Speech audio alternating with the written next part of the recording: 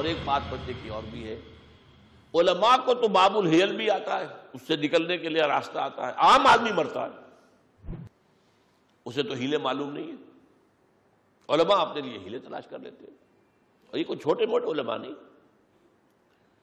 دربار اکبری کے نورتن ابو الفضل فیضی، ان کے بارے میں آتا ہے کہ اپنا پورا مال جب 11 مہینے گزر گئے اپنی بیوی کے نام کر دیا تاکہ ہولان ہول نہ ہو اور زکوٰۃ نہ دینی پڑے۔ جب بیوی کے پاس قبضے میں 11 مہینے ہو گئے، وہ اپنے واپس اس نے شوہر کے نام کر دیا۔ اور یہ کون ہے؟ ان میں سے ایک وہ ہے جس نے بے نقط تفسیر لکھی ہے قرآن کی، اتنا بڑا عالم تھا۔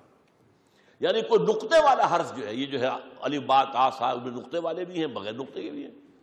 الف میں کوئی نقطہ نہیں ہے، ہا پر کوئی نقطہ نہیں ہے، را پر کوئی نقطہ نہیں، تو کوئی نقطے والا حرف نہ آئے۔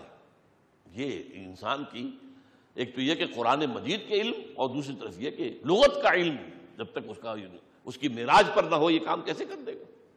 اور یہی تھے دونوں بھائی جنہوں نے وہ جو چٹا ان پڑھ تھا اکبر، اسے جو دین الہی کا سبق پڑھایا، انہوں نے پڑھایا۔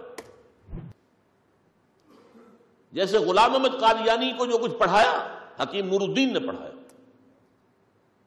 وہ عالم تھا، بہت بڑا عالم تھا، اہل حدیث عالم تھا، ورنہ یہ جو ہے خود غلام احمد قادیانی جو ہے اس کی کوئی علمی حیثیت نہیں تھی۔